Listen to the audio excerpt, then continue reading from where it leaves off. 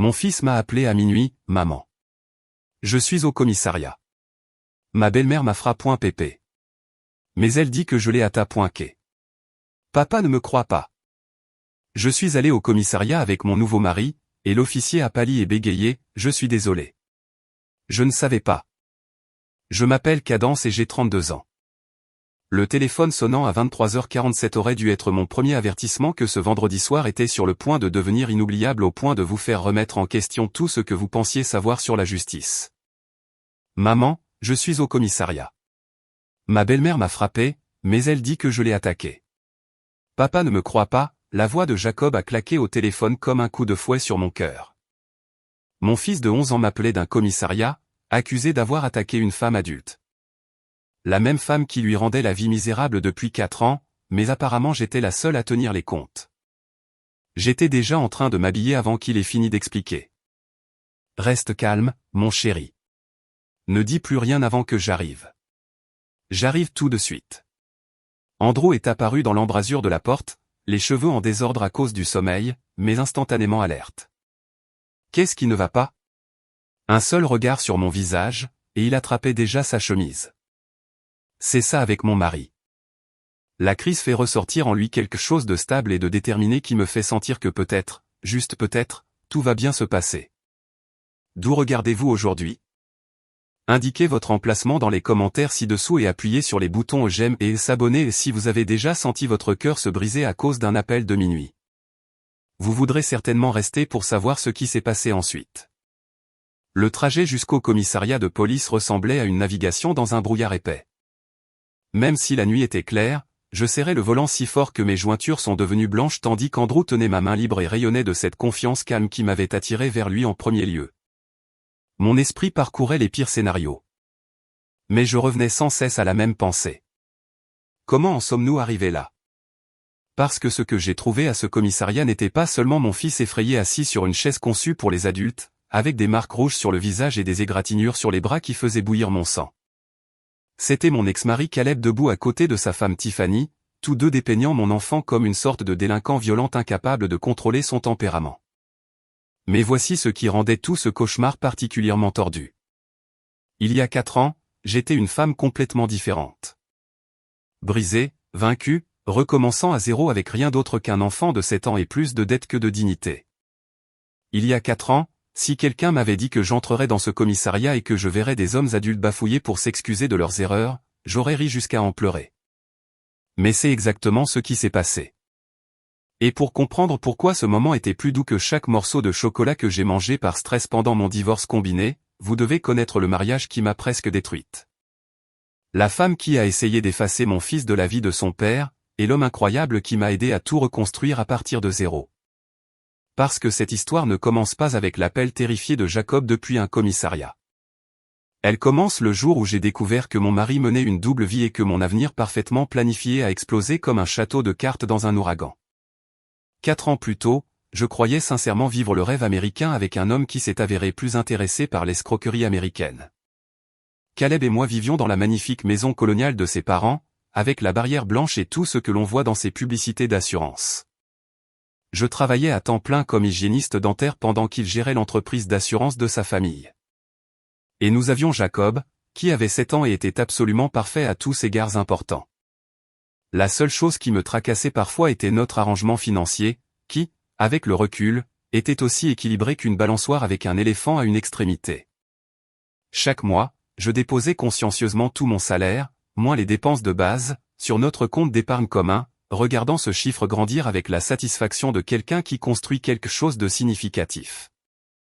Pendant ce temps, l'argent de Caleb semblait s'évaporer dans les airs, s'écoulant principalement vers les paiements mensuels de sa BMW qui était apparemment essentiel pour son image professionnelle. Mais je lui faisais confiance. Dieu m'aide. Je lui faisais vraiment confiance. Le jour où mon monde a implosé a commencé comme n'importe quel autre mercredi. Je faisais la lessive, fouillant les poches de Caleb parce que l'homme traitait les vêtements comme des unités de stockage personnel, lorsque son téléphone est tombé et s'est allumé avec une notification de texto. L'expéditeur était simplement listé comme « T » et le message disait « J'ai hâte de notre escapade du week-end. Je t'aime plus que tout. » Je suis resté là, dans notre buanderie, tenant cet appareil technologique qui contenait la preuve de la trahison de mon mari, me sentant comme si quelqu'un venait de m'informer que la gravité était facultative. Mes mains tremblaient alors que je parcourais des mois de messages entre Caleb et une certaine Tiffany de son bureau. Des mois de plans secrets, de photos intimes que je n'ai jamais voulu voir, et de discussions détaillées sur leur avenir ensemble qui n'incluaient décidément ni moi ni Jacob. Les messages peignaient le portrait d'un homme que je n'avais jamais vraiment connu. Quelqu'un qui décrivait notre mariage comme une erreur que je suis enfin prêt à réparer, et qui parlait de Jacob comme de la complication qui me lie à mon passé.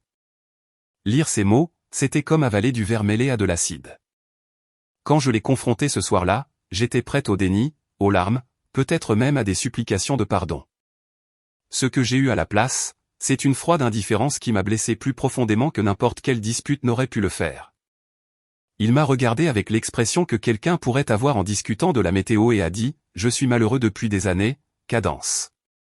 Tu devais savoir que ça allait arriver. » La procédure de divorce qui a suivi a été une classe de maître sur la façon dont le système juridique peut laisser tomber quelqu'un qui a respecté toutes les règles. Comme Caleb avait été malin après ma découverte et avait tout supprimé, je ne pouvais pas prouver l'adultère que tout le monde savait avoir eu lieu. Sans preuve d'infidélité, j'avais droit à exactement la moitié de notre compte d'épargne commun. Le compte que j'avais rempli pendant 8 ans pendant qu'il jouait avec les paiements de sa voiture de luxe. La maison que nous appelions notre foyer appartenait à ses parents. J'ai donc eu le privilège d'emballer ma vie et celle de mon fils dans des cartons pendant que mon futur ex-mari continuait à vivre dans le bonheur domestique. La BMW qu'il conduisait pour aller au travail tous les jours était commodément enregistrée au nom de sa mère, la rendant complètement intouchable dans la procédure de divorce. Son style de vie est resté exactement le même, moins la femme qui avait financé son existence confortable. Pendant ce temps, je me suis retrouvé à chercher un appartement dans les quartiers les moins chers que je pouvais trouver. Finalement, je me suis installé dans un 2 pièces avec des murs si minces que je pouvais entendre la télévision de nos voisins à travers 3 pièces. Jacob a pleuré jusqu'à s'endormir les 3 premières nuits, me demandant encore et encore pourquoi papa ne nous aimait plus. Je faisais des doubles journées pour payer le loyer, prenant toutes les heures disponibles au cabinet dentaire pendant que Caleb continuait son existence enchantée dans la maison que j'avais aidé à entretenir, conduisant la voiture que je l'avais aidé à s'offrir. La pension alimentaire qu'il devait payer couvrait à peine les fournitures scolaires de Jacob, sans parler de la réalité d'élever un enfant. Et pendant tout ce temps, je n'arrêtais pas de penser que c'était le fond du trou. Que les choses ne pouvaient sûrement pas empirer. J'avais spectaculairement tort. 3 mois après la finalisation de notre divorce, Caleb a épousé Tiffany lors de ce qui ne peut être décrit que comme le genre de mariage dont j'avais toujours rêvé. Pas une cérémonie rapide au tribunal, mais une production complète avec des fleurs, une réception et assez d'invités pour remplir une petite église. Jacob est rentré de son premier week-end chez papa et Tiffany, portant un sac de cadeaux et racontant à quel point tout avait été beau. Ce qu'il ne m'a pas dit immédiatement, parce qu'il avait 7 ans et croyait encore au meilleur des gens, c'est comment sa nouvelle belle-mère l'avait regardé pendant la réception, comme s'il était une tache sur sa robe blanche parfaite. Comment elle avait chuchoté à ses amis à portée de voix qu'elle ne réalisait pas qu'il y aurait un enfant là, au mariage du père de son propre beau-fils. Tiffany travaillait dans le marketing dans l'entreprise de Caleb, ce qui expliquait comment ils s'étaient rencontrés et pourquoi elle possédait le genre de compétences manipulatrices qui rendrait un politicien jaloux. Elle avait 26 ans, blonde de cette façon coûteuse de salon de coiffure, et n'avait jamais été mariée auparavant. De son point de vue, Jacob n'était pas le fils bien-aimé de Caleb qui faisait partie du lot. Il était la preuve vivante que son mari avait eu une vie entière avant elle, une vie qui m'incluait. Pour être juste envers Tiffany, et je me sens généreuse aujourd'hui, elle a essayé de jouer le rôle de la belle-mère dévouée. Au début, elle a acheté à Jacob des jouets coûteux qu'il ne voulait pas particulièrement, a pris des selfies soigneusement mis en scène avec lui pour ses comptes de médias sociaux, et a fait des démonstrations élaborées de leur famille recomposée qui semblaient parfaites de l'extérieur. Mais Jacob était assez intelligent pour sentir que ses sourires n'atteignaient jamais tout à fait ses yeux, et que son affection avait la même authenticité qu'un billet de 3 $. La vraie Tiffany a émergé progressivement, comme un poison à action lente qui met du temps à révéler ses vrais effets. Cela a commencé par de petites corrections qui semblaient raisonnables en surface. Jacob, chéri, nous utilisons de bonnes manières dans cette maison. Jacob, parle moins fort, s'il te plaît. Tu n'es pas dans une aire de jeu. Jacob, tu mets de la boue dans ma cuisine propre. Chaque chose qu'il faisait était en quelque sorte mal. La façon dont il tenait sa fourchette n'était pas assez sophistiquée. Sa voix naturelle était trop forte pour ses sensibilités délicates, et sa simple existence dans des espaces qu'elle considérait comme les siens était traitée comme une agression personnelle contre sa tranquillité d'esprit. Quand il rentrait de ses visites, il était silencieux et renfermé. Un contraste frappant avec le garçon bavard et énergique que je connaissais. Quand je lui demandais comment s'étaient passés ses week-ends, il haussait simplement les épaules et disait qu'ils étaient « bien », ce que toute personne avec un demi-cerveau sait être le langage des enfants pour « absolument terrible », mais je ne veux pas causer plus de problèmes. Je travaillais 60 heures par semaine pour reconstruire notre vie à partir de zéro, ce qui signifiait que Jacob passait la plupart de ses après-midi en garderie pendant que je faisais des heures supplémentaires pour subvenir à nos besoins de base. La culpabilité de ne pas être là quand il rentrait à la maison me rongeait. Et la dernière chose que je voulais était de créer plus de drame en me plaignant de l'attitude de sa belle-mère. De plus, les juges aux affaires familiales n'apprécient généralement pas les ex-femmes amères qui ne peuvent pas lâcher prise avec grâce. Pendant ce temps, Caleb semblait plus heureux que je ne l'avais jamais vu. Pour la première fois depuis que je le connaissais, il était réellement présent dans sa relation, probablement parce que Tiffany exigeait son attention d'une manière que je n'avais jamais pu le faire. Il lui achetait des bijoux qui coûtaient plus que mon loyer mensuel, l'emmenait en week-end dans des endroits où nous n'avions jamais pu nous permettre d'aller. Et publiait des photos de l'air béatement heureux qui donnait à mon salaire d'hygiéniste dentaire l'impression d'être de l'argent de poche. Jacob a tout remarqué. « Papa ne m'emmène plus nulle part », a-t-il mentionné un soir lors de notre dîner habituel de pizza surgelée, ce qui était à peu près tout ce que je pouvais gérer financièrement et énergétiquement. Il dit que Tiffany a le mal des transports quand il y a trop de monde dans la voiture. L'ironie ne m'a pas échappé qu'une femme capable de gérer des présentations marketing devant des salles pleines de cadres développait soudainement le mal des transports lorsqu'elle était confinée dans un véhicule avec son beau-fils. Mais que devais-je faire ? Appeler Caleb et exiger qu'il explique pourquoi sa nouvelle femme était plus importante que son enfant ? J'avais suffisamment appris sur la dynamique du divorce pour savoir que cette voie ne menait nulle part de bon. Alors, j'ai serré les dents et j'ai dit à Jacob que parfois les adultes ont besoin de temps pour s'adapter à de grands changements, tout en planifiant silencieusement des moyens de rendre notre petit appartement plus semblable à la maison qu'il méritait. Ce que je ne réalisais pas, c'est que Tiffany ne faisait que commencer. Au moment où Jacob a eu 9 ans, j'aurais pu écrire un manuel sur les signes avant-coureurs que j'étais trop épuisé et dépassé pour reconnaître. Chaque visite à la maison de son père suivait le même scénario prévisible. Caleb appelait le jeudi soir, la voix pleine d'enthousiasme, promettant quelque chose de spécial pour le week-end, une sortie au parc d'attractions, un film que Jacob voulait voir, peut-être même une soirée pyjama avec des amis. Jacob passait le vendredi à l'école pratiquement vibrant d'excitation, planifiant déjà ce qu'il porterait pour leur aventure ou quels encas il emporterait pour le film. Je regardais son visage s'illuminer alors qu'il décrivait les promesses de son père, et mon cœur se brisait un peu plus à chaque fois parce que je commençais à voir un schéma que mon fils de 9 ans ne pouvait pas encore reconnaître. Le dimanche soir arrivait avec la prévisibilité des impôts, et Jacob franchissait notre porte l'air de quelqu'un qu'on avait lentement dégonflé avec une épingle.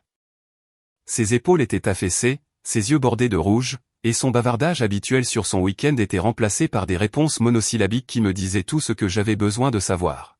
« Qu'est-il arrivé au parc d'attractions, mon chéri ?» demandai-je aussi doucement que possible, essayant de ne pas laisser la colère transparaître dans ma voix. Tiffany avait mal à la tête, marmonna-t-il, sans me regarder. Ou, Tiffany voulait plutôt aller acheter de nouveaux rideaux. Ou mon préféré, Tiffany a dit que je faisais trop de bruit, alors papa m'a fait rester dans ma chambre pendant qu'ils allaient dîner. Le pire n'était même pas les excuses créatives de Tiffany pour ruiner les week-ends de mon fils. C'était de voir Jacob intérioriser ses critiques et commencer à croire qu'il y avait quelque chose qui n'allait pas chez lui. Il a commencé à me poser des questions qu'aucun enfant ne devrait avoir à se poser. « Maman, tu penses que je suis ennuyeux ? Et, pourquoi Tiffany ne m'aime pas ? Et, est-ce que c'est moi la raison pour laquelle papa a l'air triste quand je suis là ? » Un dimanche, il est rentré avec un bleu sur le tibia qui avait l'air frais et douloureux. Quand je l'ai interrogé, il a dit qu'il avait trébuché. Mais quelque chose dans ses yeux a fait hurler tous mes instincts maternels. « Jacob, tu sais que tu peux tout me dire, n'est-ce pas ? Si quelque chose s'est passé, si quelqu'un t'a fait du mal ou t'a fait te sentir mal. » Personne ne m'a fait de mal, a-t-il dit rapidement. Trop rapidement, avec le genre de défensive que les enfants n'utilisent que lorsqu'ils protègent des adultes qui ne méritent pas de protection. Je suis juste tombé quand Tiffany m'a dit de sortir de la cuisine.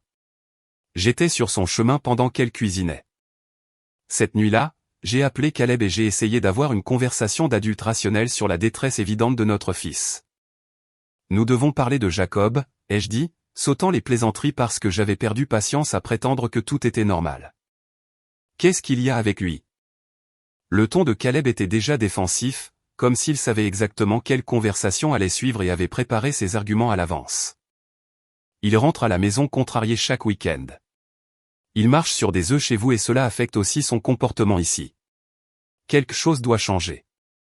Le silence s'est étiré pendant plusieurs secondes avant que Caleb ne réponde avec le genre de cruauté calculée qui me rappelait pourquoi notre mariage avait si spectaculairement échoué. Peut-être que si tu lui apprenais quelques manières de base et le respect, il s'intégrerait mieux dans notre famille. Tiffany n'est pas habituée aux enfants, Cadence.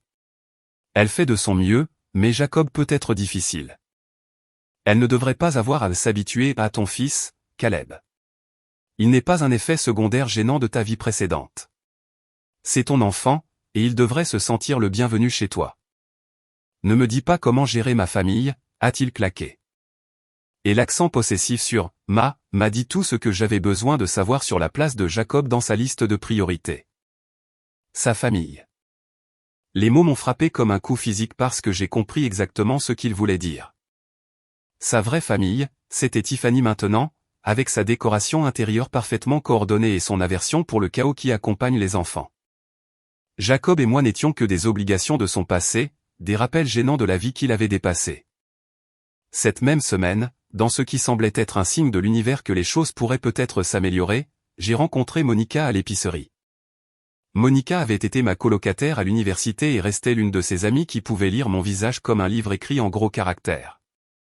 Nous avons fini par prendre un café et je me suis retrouvé à tout déballer sur le divorce, l'appartement exigu, la lutte constante pour joindre les deux bouts tout en regardant Caleb vivre comme un célibataire aux ressources illimitées et sans responsabilité. Tu sais, a dit Monica pensivement, remuant son latte avec ce genre de mouvement délibéré qui signifiait qu'elle était sur le point de dire quelque chose d'important.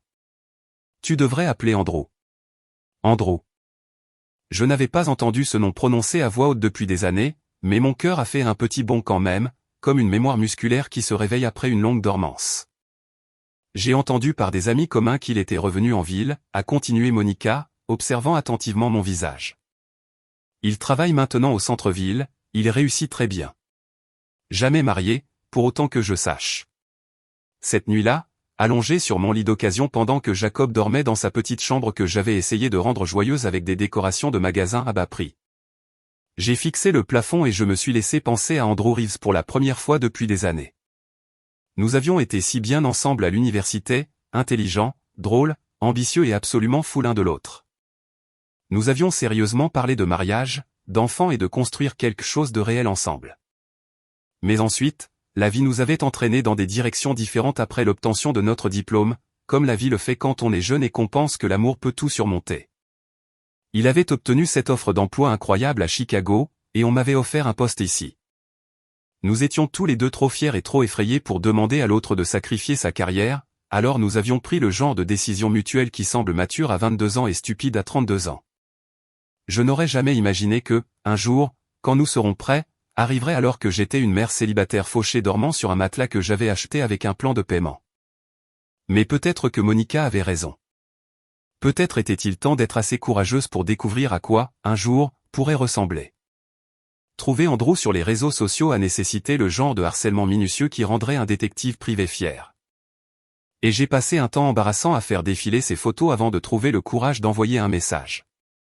Il était encore plus beau qu'à l'université, avec ce genre de confiance tranquille qui vient de la construction d'une carrière réussie et de la connaissance exacte de qui vous êtes dans le monde. Sa réponse est arrivée en moins d'une heure, ce qui signifiait soit qu'il était pathétiquement collé à son téléphone, soit qu'il était sincèrement excité d'avoir de mes nouvelles. Cadence, je n'arrive pas à croire que c'est vraiment toi.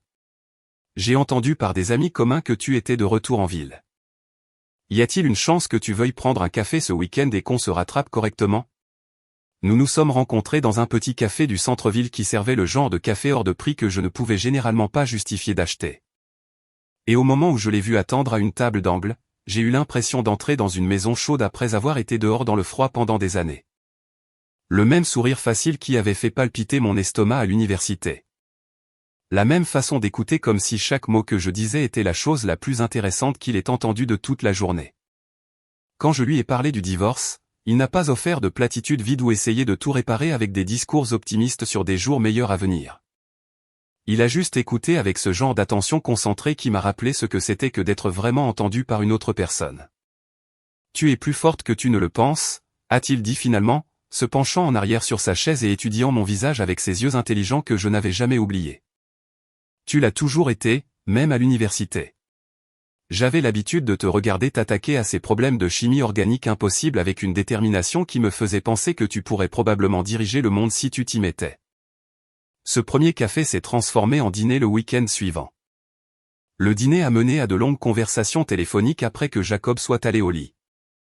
Le genre de discussion qui s'étire au-delà de minuit parce que vous redécouvrez quelqu'un qui connaissait autrefois tous vos secrets. Les appels téléphoniques ont évolué en rendez-vous le week-end quand Jacob était chez son père. Et pour la première fois depuis des années, je me suis senti à nouveau Cadence. Pas seulement la mère de Jacob ou l'ex-femme de Caleb, mais la femme que j'étais avant que la vie ne m'apprenne à m'attendre à la déception. Andrew était incroyablement patient avec Jacob, n'essayant jamais de remplacer son père, mais créant progressivement son propre espace dans la vie de notre fils. Ils se sont liés autour du baseball, quelque chose pour lequel Caleb n'avait jamais montré beaucoup d'intérêt, prétendant que le sport prenait trop de temps pour un professionnel occupé. Andrew a appris à Jacob à lancer une balle courbe correcte dans la petite cour de notre complexe d'appartements. Et je regardais depuis la fenêtre de la cuisine mon fils rire d'une manière que j'avais presque oublié être possible. « J'adore ce gamin », m'a dit Andrew un soir après que Jacob se soit endormi sur le canapé entre nous pendant un marathon de films mettant en vedette tous les super-héros jamais créés. « Il t'aime aussi », ai-je chuchoté en retour et j'ai réalisé en le disant que j'aimais Andrew. Je n'avais jamais vraiment cessé de l'aimer si j'étais complètement honnête avec moi-même. Quand Andrew a fait sa demande 8 mois plus tard, c'était parfait dans sa simplicité. Pas de grands gestes ou de démonstrations publiques qui auraient semblé forcés et artificiels. Juste lui, moi et Jacob préparant le dîner dans notre petite cuisine un mardi soir. Il s'est mis à genoux juste là entre le réfrigérateur et la cuisinière pendant que Jacob applaudissait et demandait si cela signifiait qu'Andrew vivrait avec nous pour toujours. « Est-ce que ça te va ?» a demandé Andrew sérieusement à Jacob parce qu'il comprenait que m'épouser signifiait devenir un beau-père et il n'avait jamais traité cette responsabilité à la légère. « Tu plaisantes ?» a dit Jacob, souriant si largement que j'ai cru que son visage allait se fendre. « Puis-je être ton témoin ? Notre mariage a été petit et magnifique, célébré dans le jardin d'une chambre d'hôte locale avec seulement notre famille et nos amis les plus proches. Jacob était notre porteur d'alliance, portant un costume qu'Andrew l'avait aidé à choisir et arborant un sourire qui faisait que chaque moment difficile des dernières années en valait la peine. Pour la première fois depuis mon divorce, j'avais l'impression que nous étions à nouveau une vraie famille. La meilleure partie absolue était de regarder Andrew avec Jacob dans ses premières semaines de vie commune. Il n'a jamais outrepassé ses droits ni essayé de l'élever, mais il s'est manifesté de toutes les manières qui comptaient vraiment. Aide aux devoirs quand Jacob avait du mal avec les mathématiques. Histoire du soir lue avec des voix amusantes qui faisaient résonner les rires dans notre petit appartement. Entraînement de baseball tôt le matin les week-ends où la plupart des gens dormaient encore. Jacob avait enfin un homme dans sa vie qui le mettait en premier. Qui lui demandait comment s'était passée sa journée et écoutait réellement les réponses. Qui se souvenait des légumes qu'il détestait et des saveurs de crème glacée qui étaient ses préférées. C'était tout ce dont j'avais rêvé quand j'imaginais à quoi pourrait ressembler une famille saine. Mais même si notre bonheur grandissait chaque jour, la situation avec Caleb et Tiffany semblait s'aggraver progressivement, comme une tempête qui se forme à l'horizon et que nous ne pouvions plus ignorer. Avez-vous déjà vécu un moment où vous avez réalisé que quelqu'un dans votre vie essayait activement de faire du mal à votre enfant ? Laissez vos pensées dans les commentaires ci-dessous car ce qui s'est passé ensuite vous fera comprendre exactement jusqu'où une mère peut aller pour protéger son bébé. Vivre avec Andrew a transformé notre existence quotidienne d'une manière que je n'avais pas prévue. Mais cela semblait rendre Tiffany encore plus rancunière envers l'existence même de Jacob.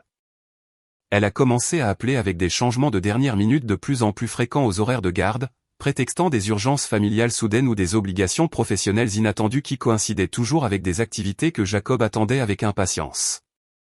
Désolé, mais la grand-mère de Tiffany est à l'hôpital ce week-end, annonçait Caleb le vendredi après-midi. Malgré le fait que les deux grands-parents de Tiffany étaient décédés avant sa naissance, un détail dont je me souvenais des récits de Jacob sur les réunions de famille. Lorsque Jacob parvenait à avoir ses visites prévues, il rentrait à la maison avec des histoires qui me donnaient envie d'aller chez Caleb pour avoir une conversation très franche sur les techniques de beau-parentalité appropriées. Tiffany lui avait accidentellement servi de la nourriture contenant des noix malgré sa connaissance de sa légère allergie. Elle avait jeté ses devoirs parce qu'ils encombraient son comptoir immaculé. Elle avait institué une règle selon laquelle il n'était pas autorisé à m'appeler pendant les visites parce que cela mettait son père mal à l'aise et perturbait leur temps en famille. Elle m'a dit que tu ne voudrais probablement pas me parler de toute façon puisque tu as une nouvelle famille maintenant, m'a confié Jacob un soir. Sa voix si petite qu'elle me serrait la poitrine. Je me suis agenouillé à sa hauteur et j'ai pris ses mains dans les miennes. Mon chéri, écoute-moi très attentivement. Tu es ma famille. Andrew fait partie de notre famille parce que je l'aime et qu'il nous aime. Mais tu seras toujours ma première priorité. Tu es mon fils et rien au monde ne changera jamais cela. Jacob a hoché la tête. Mais je pouvais voir les dommages que la guerre psychologique de Tiffany infligeait. Elle essayait systématiquement de le convaincre qu'il n'appartenait nulle part. Ni dans la maison de son père avec leur vraie famille, ni dans la mienne avec mon nouveau mari. La cruauté de la chose était à couper le souffle dans sa précision calculée. Le point de rupture est arrivé un vendredi soir humide de juillet qui semblait lourd de ce genre de pression atmosphérique qui précède généralement de graves tempêtes. Jacob devait passer le week-end avec Caleb, et il attendait cela avec impatience parce que son père avait promis qu'ils iraient à un match de baseball, l'une des rares activités qu'ils avaient partagées depuis qu'Andrew avait ravivé l'amour de Jacob pour ce sport. Quand Caleb est arrivé pour le chercher, son humeur était déjà plus sombre que d'habitude, et il a à peine reconnu le salut poli d'Andrew depuis notre porche. Jacob doit se comporter de manière absolument irréprochable ce week-end, a annoncé Caleb sans préambule, comme s'il livrait un avertissement plutôt que de saluer son fils. Tiffany ne s'est pas sentie bien dernièrement, et elle a besoin de paix et de tranquillité. J'ai regardé les épaules de mon fils s'affaisser alors qu'il partait. Et Andrew a enroulé ses bras autour de moi par derrière alors que nous restions à regarder jusqu'à ce que leur voiture disparaisse au coin de la rue. Il va bien s'en sortir, a murmuré Andrew dans mes cheveux. Mais même sa voix habituellement rassurante portait une note d'inquiétude qui me nouait l'estomac. J'avais ce sentiment au fond de mes tripes. Le même instinct maternel qui m'avait averti de l'adultère de Caleb des mois avant que je ne trouve les preuves. Quelque chose se préparait à exploser, et Jacob était pris directement dans le rayon de l'explosion. Tiffany devenait de plus en plus audacieuse à chaque mois qui passait. Caleb devenait de plus en plus distant et défensif, et mon fils supportait le coup émotionnel de leur dysfonctionnement. Le week-end a semblé différent dès le moment où Jacob est parti avec son père. Samedi s'est passé sans l'appel habituel de Jacob, ce qui n'était pas inhabituel, mais me rendait quand même agité. Dimanche est venu et est reparti avec un silence radio complet, ce qui était plus inquiétant, mais toujours dans le domaine des variations normales du week-end. Quand Andrew et moi sommes allés nous coucher dimanche soir, j'avais l'impression d'attendre que la foudre tombe. Peut-être que je devrais appeler pour prendre de ses nouvelles, ai-je dit, fixant le plafond pendant qu'Andrew lisait à côté de moi. Laissons-leur de l'espace ce soir, a conseillé Andrew, fermant son livre et éteignant sa lampe de chevet. Si quelque chose n'allait vraiment pas, ils appelleraient. Parfois, ces week-ends s'éternisent.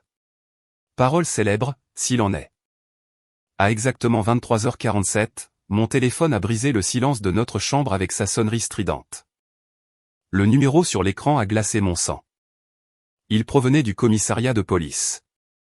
23 minutes plus tard, Andrew et moi arrivions sur le parking du commissariat, et la scène qui nous a accueillis ressemblait à quelque chose sorti d'un mauvais drame télévisé. Caleb faisait les 100 pas près de l'entrée comme un animal en cage, le visage rouge de ce qui semblait être à la fois de la colère et de l'humiliation. Et il y avait Tiffany, appuyée contre le bâtiment, les bras croisés, affichant une expression de satisfaction suffisante qui me donnait envie de présenter son visage à mon poing. Au moment où elle m'a aperçu sortant de la voiture d'Andrew, son attitude a changé pour quelque chose que je ne peux décrire que comme une anticipation prédatrice, comme un chasseur qui attendait patiemment que sa proie tombe dans le piège parfait. Tiens, a-t-elle lancé assez fort pour que tout le voisinage immédiat l'entende, sa voix dégoulinant d'une fausse douceur. Regardez qui a enfin décidé de se montrer pour s'occuper de son enfant violent. Chaque muscle de mon corps s'est tendu, et j'ai senti la main d'Andrew trouver la mienne dans un geste qui était probablement destiné à me calmer, mais qui ressemblait plus à une ancre m'empêchant de me jeter sur cette femme qui tourmentait mon fils depuis des mois. J'ai continué à marcher droit vers les portes du commissariat, retenant mes 3 premières réponses car elles impliquaient tout un vocabulaire qui aurait fait rougir un marin et n'aurait pas aidé la situation de Jacob. Mais dans ma tête, je composais un discours très détaillé sur les choix de vie discutables de Tiffany et son besoin évident de thérapie intensive. C'est alors que Caleb a repéré Andrew. Et j'ai vu le visage de mon ex-mari passer par environ 17 émotions différentes en l'espace de 3 secondes. D'abord la confusion, puis la reconnaissance, suivie de quelque chose qui ressemblait étrangement à de la jalousie mêlée à une rage pure et non diluée. « Tu l'as amené ?» La voix de Caleb a traversé le parking avec assez de volume pour réveiller les gens dans les comtés voisins. « Tu as amené ton nouveau mari pour gérer cette crise familiale. »« J'ai amené ma famille pour aider notre fils », ai-je répondu d'une voix égale, sans ralentir vers l'entrée. Parce que c'est ce qu'Andrew était maintenant. De la famille à tous égards importants. Contrairement à certains pères biologiques qui semblaient plus préoccupés par leur orgueil blessé que par le bien-être de leur enfant. Andrew a serré doucement ma main, et je pouvais sentir la tension dans sa poigne. Il avait entendu beaucoup d'histoires sur Caleb au cours des 2 dernières années, aucune d'elles particulièrement flatteuse, mais c'était sa première vraie rencontre avec la personnalité charmante de mon ex-mari. À l'intérieur du commissariat, l'éclairage fluorescent rendait tout dur et institutionnel, comme un lieu conçu pour dépouiller toute illusion sur la nature humaine. Jacob était assis sur une chaise en plastique qui le faisait paraître encore plus petit que ses 11 ans. Son visage était strié de larmes et marqué de zébrures rouges et furieuses qui me nouaient l'estomac d'une rage protectrice. Un officier aux yeux fatigués et portant un badge au nom de Martinez a levé les yeux de ses papiers à notre entrée. Il avait l'expression de quelqu'un travaillant tard et faisant face à plus de drames familiaux que toute personne raisonnable ne devrait en gérer. « Madame Patterson » a-t-il demandé, consultant ses notes avec le genre d'efficacité lasse qui suggérait que ce n'était qu'un autre appel pour troubles domestiques dans une longue série. « En fait, c'est Madame Reeves maintenant » ai-je corrigé. Parce que quelque chose me disait que cette distinction allait avoir plus d'importance que l'officier Martinez ne le réalisait actuellement. « Voici mon mari, Andrew. » Andrew s'est avancé avec le genre de confiance tranquille qu'il apportait à chaque situation, tendant la main dans un geste poli mais en quelque sorte autoritaire en même temps. Andrew Reeves, je suis le beau-père de Jacob. L'attitude entière de l'officier Martinez a changé comme si on venait de lui dire qu'il était filmé. Pas de manière spectaculaire, mais assez pour que je remarque que ses épaules se sont redressées et que son attention est devenue plus concentrée.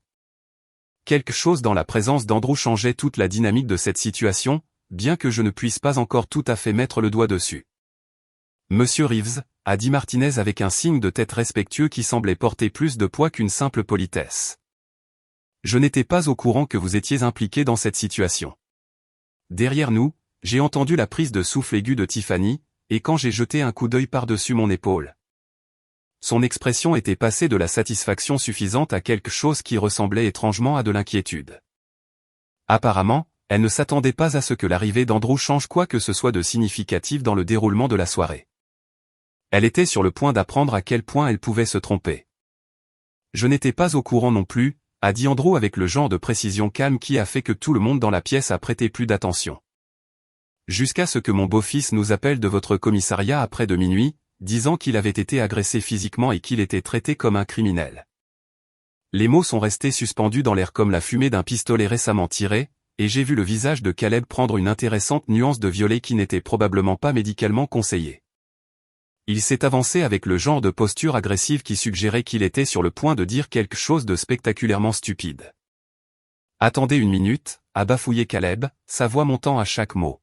« Votre beau-fils a attaqué ma femme. Il se comporte mal depuis des mois, devenant violent et irrespectueux. Et ce soir, il a finalement franchi une ligne qui ne peut être franchie. » Andrew n'a pas élevé la voix ni changé d'expression, mais quelque chose dans son ton a fait taire toute la pièce.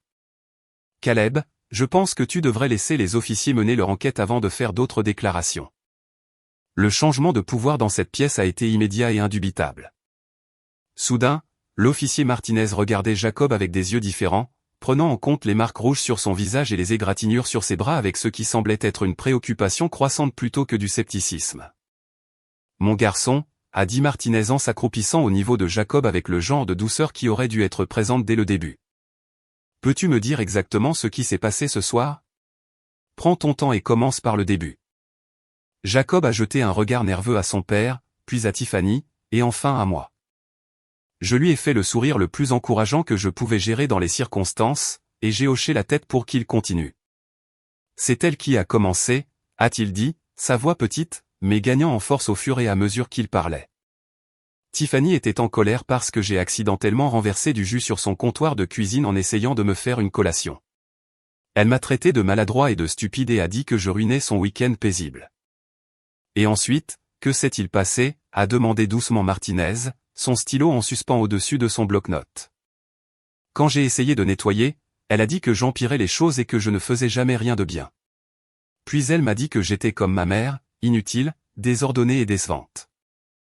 La voix de Jacob s'est légèrement étranglée sur les mots, et j'ai senti la main d'Andrew se resserrer sur la mienne en solidarité. Caleb a ouvert la bouche pour interrompre, mais un seul regard d'Andrew a semblé le faire taire avant qu'il ne puisse exprimer la défense qu'il préparait. Puis elle a dit quelque chose de vraiment méchant, a continué Jacob, sa jeune voix portant un poids qu'aucun enfant ne devrait avoir à supporter. Elle a dit, peut-être que si je n'étais plus là, papa serait enfin heureux. Elle a dit que je ruinais tout ce qu'il y avait de bien dans leur vie juste en existant. La température dans la pièce a semblé chuter de plusieurs degrés alors que Martinez continuait d'écrire, son expression devenant de plus en plus sérieuse à chaque détail fourni par Jacob. Je lui ai dit que ce n'était pas vrai et que ma mère était la meilleure maman du monde. C'est laquelle s'est vraiment mise en colère. Jacob a touché les égratignures sur son bras avec précaution. Elle m'a attrapé par le bras et m'a secoué fort. Vous voyez ces marques? C'est de ce matin aussi, quand elle m'a sorti de la voiture parce que je ne bougeais pas assez vite.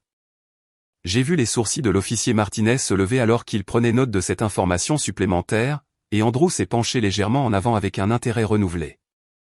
Elle vous a fait du mal à d'autres occasions, a demandé Andrew avec précaution. Et je pouvais entendre quelque chose dans sa voix qui suggérait que ce détail était plus significatif qu'il n'y paraissait. Jacob a hoché la tête et a retroussé ses manches pour révéler des ecchymoses supplémentaires à divers stades de guérison.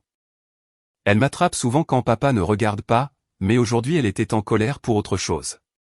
Et quand je lui ai répondu, elle m'a giflé et m'a poussé si fort que je suis tombé contre la table de la cuisine. Martinez prenait maintenant des notes détaillées, et toute son approche de la situation s'était transformée d'un appel domestique de routine en une enquête sérieuse. Et où était votre père pendant cet incident, a demandé Martinez. Il est entré juste après que j'ai commencé à pleurer. Mais Tiffany lui a dit que je l'avais attaqué en premier, que je l'avais frappé et insulté. Papa ne m'a même pas demandé ce qui s'était vraiment passé. Il a juste commencé à me crier dessus et vous a appelé. J'ai regardé Caleb, cet homme avec qui j'avais autrefois prévu de passer ma vie, qui venait de choisir la version fabriquée des événements de sa femme plutôt que les blessures évidentes et les larmes de son propre fils. La déception était si profonde qu'elle ressemblait à un poids physique pesant sur ma poitrine. C'est une accusation assez grave, a dit Martinez en se levant et en regardant directement Tiffany. Madame, vous affirmez que cet enfant de 11 ans vous a attaqué sans provocation. Tiffany a levé le menton avec défi, mais j'ai remarqué que ses mains tremblaient légèrement. Il est de plus en plus agressif et irrespectueux. Ce soir, il a complètement perdu le contrôle et est devenu violent quand j'ai essayé de le discipliner de manière appropriée. Je vois, a dit Martinez en consultant à nouveau ses notes. Et vous avez subi des blessures lors de cette prétendue attaque. Tiffany a hésité juste un instant de trop, et dans cette pause, toute son histoire a commencé à se défaire comme un pull mal tricoté. Un traumatisme émotionnel, a-t-elle dit. Finalement, il me criait dessus, me menaçait, complètement hors de contrôle. Andrew s'est avancé avec le genre de confiance mesurée que je commençais à reconnaître comme son attitude professionnelle se mettant en marche. Officier Martinez, a-t-il dit d'un ton qui commandait l'attention sans être fort. J'aimerais respectueusement demander que vous examiniez toute séquence de sécurité disponible du complexe d'appartements. La plupart des immeubles résidentiels de nos jours ont des caméras couvrant les entrées et les espaces communs. La couleur a quitté le visage de Tiffany si rapidement que j'ai cru qu'elle allait s'évanouir. Et j'ai réalisé qu'Andrew venait de suggérer la seule chose qu'elle espérait désespérément que personne ne pense à vérifier. Cela allait devenir très intéressant. L'heure suivante a été comme regarder la maison de mensonges soigneusement construite de quelqu'un s'effondrer en temps réel. Et je dois admettre que j'appréciais le spectacle plus que ce qui était probablement sain pour mon développement personnel. L'officier Martinez a passé quelques appels et en 30 minutes, nous nous sommes retrouvés entassés dans une petite salle d'interrogatoire avec des images de sécurité granuleuses affichées sur un écran d'ordinateur. Tiffany était assise, rigide sur sa chaise, les bras croisés sur la défensive, tandis que Caleb se passait sans cesse les mains dans les cheveux comme s'il essayait de se réveiller d'un cauchemar qui ne cessait d'empirer. Jacob était assis en sécurité entre Andrew et moi, commençant enfin à ressembler moins à un animal effrayé et plus au garçon confiant que je connaissais. La première séquence vidéo montrait leur arrivée cet après-midi-là, et même moi, je n'étais pas préparé à ce que nous avons vu. La caméra a clairement capturé Tiffany traînant Jacob hors du côté passager de la voiture par le bras. Le mouvement était si inutilement agressif que Jacob a trébuché et a failli tomber sur le trottoir. Caleb était visible dans le cadre, marchant plusieurs pas en avant tout en parlant au téléphone, apparemment inconscient de ce qui se passait derrière lui. Ça a l'air assez brutal pour une simple sortie de voiture, a commenté sobrement Martinez, prenant des notes sur son carnet. Il était délibérément lent, a dit rapidement Tiffany, mais sa voix manquait de la conviction qu'elle avait auparavant. Nous étions en retard pour un dîner. Le clip suivant les montrait revenant de ce qui semblait être des courses. Encore une fois, Tiffany tenait Jacob par le bras, le tirant vers l'entrée du bâtiment pendant que Caleb portait des sacs de course et continuait sa conversation téléphonique comme si la détresse évidente de son fils était complètement invisible. Mais c'est la troisième séquence qui a scellé son sort avec toute la finalité d'un clou de cercueil. L'horodatage indiquait 22h23, un peu plus d'une heure avant que Jacob ne m'appelle en larmes. L'angle de la caméra les a capturés sur le balcon couvert de l'appartement. Et bien que nous ne pouvions pas entendre l'audio, le langage corporel racontait une histoire limpide pour tout le monde. Jacob reculait de Tiffany, les mains levées en posture défensive, tandis qu'elle s'avançait vers lui, un doigt pointé sur sa poitrine, sa bouche bougeant rapidement dans ce qui était clairement une agression verbale. Puis nous l'avons vu l'attraper brutalement par le bras et le secouer avant de le pousser assez fort pour qu'il trébuche en arrière contre la porte vitrée coulissante. La gifle a suivi, et elle a été capturée avec une clarté dévastatrice. La main de Tiffany entrant en contact brusque avec le visage de mon fils, suivi immédiatement par les mains de Jacob se levant pour couvrir sa joue alors qu'il commençait à pleurer. La pièce est tombée dans un silence complet et lourd qui s'est étiré pendant plusieurs longs moments. Eh bien, a dit finalement Martinez, sa voix portant un ton de satisfaction sinistre. Cela apporte certainement une certaine clarté aux événements de la soirée. Andrew s'est penché en arrière sur sa chaise avec l'expression que j'imaginais qu'il arborait dans les salles d'audience lorsque l'avocat adverse tombait directement dans un piège qu'il avait tendu. C'était le regard de quelqu'un qui avait eu absolument raison sur ce qu'il trouverait, mais qui ne tirait aucun plaisir particulier de la bêtise humaine. Officier Martinez, a dit Andrew avec une précision soignée. Je crois que vous avez maintenant une image très claire de ce qui s'est réellement passé dans cet appartement ce soir. Caleb fixait l'écran figé avec ce qui semblait être un choc sincère, comme s'il voyait la vraie nature de sa femme pour la première fois. Tiffany, qu'est-ce que c'est que ça? C'était de la discipline, l'a-t-elle interrompu désespérément, sa façade composée se fissurant enfin sous le poids de preuves indéniables. Il était complètement irrespectueux et défiant. Parfois, les enfants ont besoin d'une orientation ferme pour comprendre les limites. Madame, a dit Martinez en se levant avec le genre d'autorité qui a fait que tout le monde dans la pièce a prêté attention. Ce que nous venons de voir sur cette séquence de sécurité n'est pas de la discipline. C'est une agression sur mineur, et c'est une infraction pénale grave. La belle ironie de la situation ne m'a pas échappé. Il y a 4 heures, Jacob était assis dans le même commissariat, traité comme un dangereux criminel. Maintenant, Tiffany était sur le point d'être arrêtée pendant que Jacob était assis en sécurité entre ses vrais parents, car c'est ce qu'Andrew était devenu à tous égards qui comptait vraiment. En regardant l'expression stupéfaite de Caleb, j'ai presque eu pitié de lui. Presque, mais pas assez pour oublier qu'il avait passé des mois à choisir de croire les mensonges de cette femme plutôt que la détresse évidente de son propre fils. Ce qui s'est passé ensuite s'est déroulé avec le genre de justice poétique qui vous fait croire que l'univers s'organise parfois. L'officier Martinez a lu ses droits à Tiffany pendant qu'elle protestait que tout cela n'était qu'un terrible malentendu, que Jacob était un enfant à problème qui avait besoin d'une discipline stricte, et que tout le monde réagissait de manière excessive à des défis normaux de beaux-parents. C'est complètement insensé, n'arrêtez pas de répéter Caleb, sa voix se brisant comme un adolescent en pleine puberté. Il doit y avoir une explication rationnelle à tout ça. Il y a une explication, ai-je dit doucement, surprise de la tranquillité de ma propre voix compte tenu de la rage qui me brûlait les veines. Ta femme abuse systématiquement de ton fils depuis des mois, et tu as choisi de ne pas le voir parce que le reconnaître aurait compliqué ta nouvelle vie parfaite. Les mots sont restés suspendus dans l'air comme un défi, et j'ai vu le visage de Caleb passer par le déni, la colère est ce qui aurait pu être le premier aperçu de remords sincère qu'il ait montré de toute la soirée. Le trajet du retour était discret, mais paisible d'une manière que notre voiture n'avait pas connue depuis des mois. Jacob était assis sur la banquette arrière de la berline d'Andrew, traitant encore tout ce qui s'était passé, mais semblant plus détendu que je ne l'avais vu après une visite chez son père depuis des années. Lorsque nous sommes arrivés à notre modeste appartement, Andrew a préparé du chocolat chaud avec des guimauves supplémentaires pendant que j'aidais Jacob à se laver le visage et à appliquer un antiseptique sur ses égratignures. « Maman » a dit Jacob alors que je le mettais au lit, sa voix petite mais plus claire qu'elle ne l'avait été au commissariat. « Est-ce que je dois y retourner, chez papa et Tiffany ?»« Non, mon chéri », l'ai-je assuré en lui caressant les cheveux. « Pas avant qu'un juge décide que c'est complètement sûr. Et peut-être même pas après. »« Bien », a-t-il chuchoté, et le soulagement dans sa voix m'a de nouveau brisé le cœur. Je ne veux plus jamais la revoir, et je ne pense pas vouloir voir papa pendant un moment non plus. Au cours des semaines suivantes, la procédure judiciaire a progressé avec une efficacité surprenante. Les images de sécurité, combinées aux témoignages détaillés de Jacob et à un examen médical qui documentait à la fois des blessures fraîches et des ecchymoses plus anciennes à divers stades de guérison, ont dressé un tableau indéniable d'abus continus que même le juge aux affaires familiales le plus sceptique ne pouvait ignorer. Tiffany a été inculpée de mise en danger d'enfants et d'agression, bien que son avocat coûteux ait réussi à négocier les accusations pour les réduire à des délits mineurs avec un accord de plaidoyer. Elle a reçu 2 ans de probation surveillée, une amende substantielle qui a probablement fait plus mal que la prison ne l'aurait fait.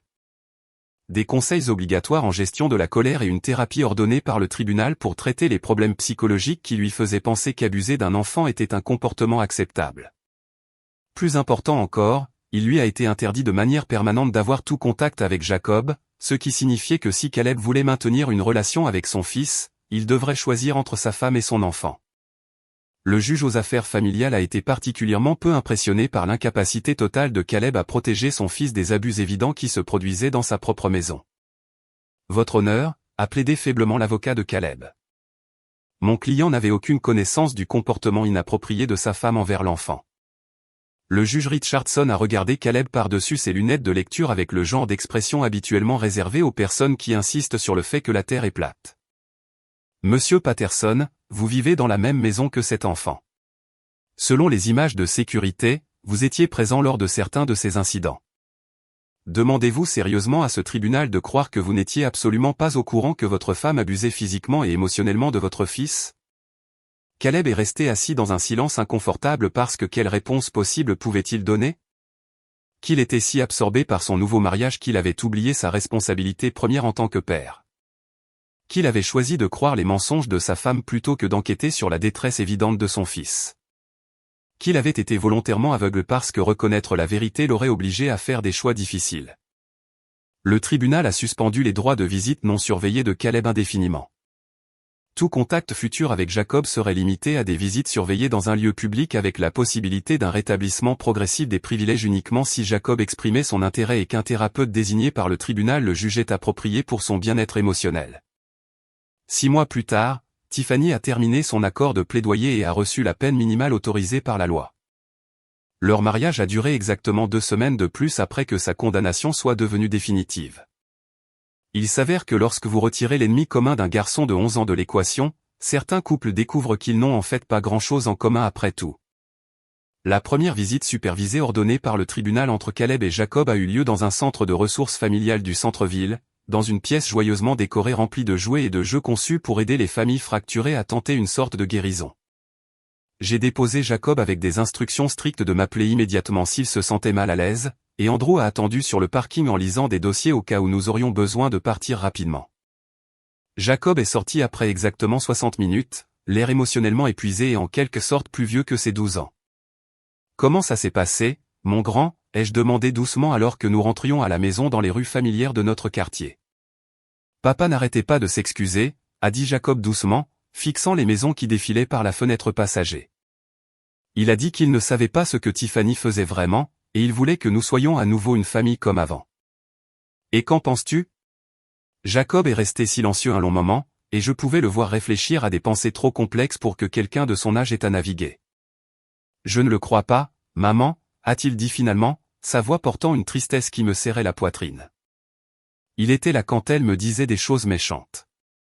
Il l'a entendu m'insulter et me dire que je ruinais leur vie. Il ne se souciait tout simplement pas assez pour l'arrêter. La clarté dévastatrice de l'enfance a encore frappé. Jacob avait identifié la vérité fondamentale que toutes les excuses et explications de Caleb ne pouvaient changer. Au moment le plus important, son père avait choisi le confort de Tiffany plutôt que la sécurité de son fils. Les visites surveillées se sont poursuivies pendant 3 mois, chacune laissant Jacob plus silencieux et moins enthousiaste à l'idée de la suivante. Caleb passait la plupart de leur temps ensemble à essayer d'expliquer et de justifier son comportement passé plutôt que de simplement reconnaître le mal qu'il avait laissé faire. « Dois-je continuer à y aller ?» m'a demandé Jacob un soir après une séance particulièrement difficile où Caleb avait apporté des albums photos de la petite enfance de Jacob, pensant apparemment que la nostalgie effacerait des années de négligence et de mauvais choix. Andrew et moi en avons discuté cette nuit-là après que Jacob se soit couché. Légalement, l'ordonnance du tribunal exige ces visites jusqu'à ce que Jacob soit assez grand pour demander des changements lui-même, a expliqué Andrew. Mais nous pourrions parler avec la thérapeute familiale des sentiments de Jacob et voir si elle recommanderait des modifications à l'arrangement.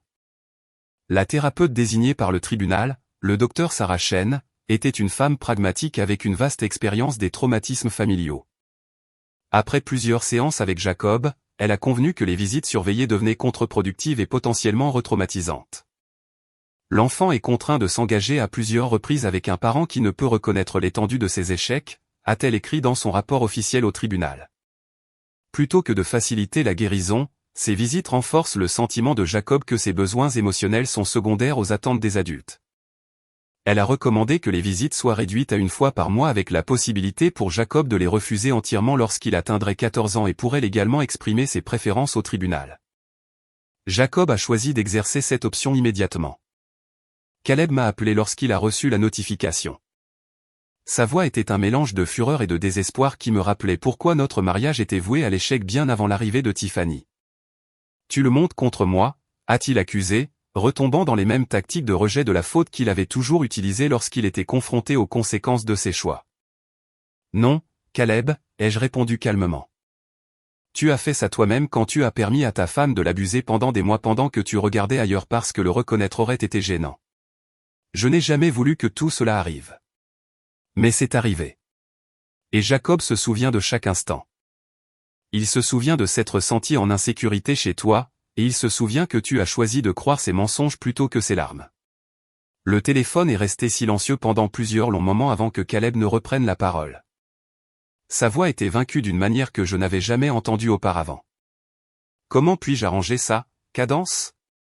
Comment puis-je récupérer mon fils ? » J'ai pesé mes mots avec soin car malgré tout, je ne voulais pas être cruel juste pour le plaisir. « Honnêtement, je ne sais pas si tu peux, ai-je dit finalement. Mais si tu veux une chance d'avoir une relation avec Jacob à l'avenir, tu dois arrêter de trouver des excuses et commencer à assumer l'entière responsabilité des choix que tu as faits. Et tu dois comprendre que le pardon n'est pas quelque chose que tu peux exiger ou obtenir par la manipulation. » Caleb n'a jamais rappelé. Et franchement, je n'étais pas surprise. Assumer une réelle responsabilité l'aurait obligé à reconnaître qu'il avait échoué au travail le plus important qu'il ait jamais eu. Et ce genre d'auto-réflexion honnête n'avait jamais été son point fort. Mais Jacob s'épanouissait sans le fardeau de la réconciliation forcée qui pesait sur lui. Et c'est ce qui comptait le plus. 3 ans se sont écoulés depuis cet appel de minuit qui a changé la trajectoire de toute notre famille. Et Jacob a maintenant 14 ans, confiant et sincèrement heureux d'une manière que je n'aurais jamais cru possible pendant ces mois sombres où Tiffany essayait systématiquement de détruire son estime de soi. Lui et Andrew ont développé une relation qui m'émerveille chaque jour. Ils jouent toujours au baseball ensemble, mais maintenant Andrew entraîne l'équipe junior du lycée de Jacob, et j'adore les voir travailler ensemble sur la stratégie et la technique. Ils s'attaquent aux devoirs côte à côte à notre table de cuisine, discutent des filles, des amitiés et de toutes les dynamiques sociales compliquées qui accompagnent l'adolescence, et partagent des blagues internes qui les font rire tous les deux à s'en tenir les côtes. Le mois dernier, Jacob a demandé à Andrew s'il pouvait l'appeler « papa » au lieu d'utiliser son prénom. « Et ton père biologique ?» ai-je demandé doucement. Parce que je n'ai jamais voulu que Jacob ait l'impression de devoir choisir entre honorer son passé et embrasser son présent. Jacob a haussé les épaules avec le genre de sagesse pragmatique que les adolescents possèdent parfois. Caleb est mon père biologique, et je suppose que je serai toujours reconnaissant qu'il ait aidé à me créer. Mais Andrew est mon papa à tous égards qui compte vraiment. La distinction était importante pour lui, et elle signifiait clairement le monde pour Andrew, qui est devenu sincèrement ému lorsque Jacob a commencé à utiliser le titre sans aucune incitation ni fanfare. Quant à moi, je suis actuellement enceinte de 8 mois de notre fille, et oui, nous allons avoir une fille. Nous avons découvert le sexe le mois dernier, et Jacob a déjà commencé à planifier toutes les façons dont il va gâter sa petite sœur et la protéger des divers dangers de l'enfance. Le voir se transformer en grand frère protecteur me dit tout ce que j'ai besoin de savoir sur le genre d'homme qu'il devient. Andrew a suggéré que nous construisions une plus grande maison pour que le bébé ait sa propre chambre d'enfant, mais Jacob s'est immédiatement porté volontaire pour partager sa chambre jusqu'à ce qu'elle soit assez grande pour vouloir de l'intimité et de l'indépendance. Je veux m'assurer qu'elle n'ait jamais peur la nuit, a-t-il dit avec le genre d'instinct protecteur qui a fait gonfler mon cœur de fierté. Et je veux qu'elle sache qu'elle a toujours quelqu'un qui veille sur elle. C'est mon fils, pensant toujours à protéger les gens et à les faire se sentir en sécurité, même après tout ce qu'il a traversé. Caleb envoie maintenant des cartes d'anniversaire et de Noël, toujours avec des notes manuscrites demandant si Jacob veut le voir ou s'il a besoin de quelque chose. Jacob les lit attentivement et les place dans une boîte en bois dans son placard. Il n'est pas prêt à pardonner, et il ne le sera peut-être jamais, mais il n'est pas non plus consumé par la colère. Il a simplement continué sa vie de la manière dont les enfants résilients le font lorsqu'ils reçoivent de l'amour et de la stabilité. Je ne le pousse pas à la réconciliation car certaines blessures ont besoin de temps pour guérir, et certaines relations ne peuvent tout simplement pas survivre aux dommages qui leur ont été infligés. Jacob prendra ses propres décisions concernant son père quand il sera prêt, s'il l'est un jour. Mais Jacob s'épanouit absolument à tous égards qui comptent. Ses notes sont excellentes. Il a un groupe d'amis solides qui apprécient sa loyauté et son humour, et il sait sans aucun doute qu'il est aimé, valorisé et protégé par les personnes qui comptent le plus dans sa vie. Parfois, je pense à ce qui se serait passé si je n'avais pas retrouvé Andrew. Si Jacob avait dû faire face aux abus de Tiffany sans un beau-père qui comprenait comment naviguer dans le système juridique et s'assurer que la justice soit réellement rendue, cette pensée me rend encore physiquement malade. Mais nous nous sommes retrouvés, Andrew et moi. Et quand Jacob a eu besoin de protection, nous avions les connaissances, les ressources et la détermination pour nous assurer qu'il l'obtienne. Parfois, l'univers a un timing parfait. Notre fille naîtra dans une maison remplie de rire, d'amour inconditionnel et du genre de stabilité que je pensais autrefois impossible à atteindre. Elle aura un grand frère qui l'adore déjà, des parents qui se choisissent chaque jour, et la sécurité de savoir que sa famille mettra toujours son bien-être en premier. Et quelque part en ville, mon ex-mari vit seul dans la maison de ses parents, conduisant une voiture qui tombe en morceaux, travaillant à un emploi qui couvre à peine ses dépenses de base. Il a choisi Tiffany plutôt que Jacob, a choisi des mensonges confortables plutôt que des vérités difficiles, et a choisi sa propre commodité plutôt que la sécurité et le bien-être émotionnel de son enfant.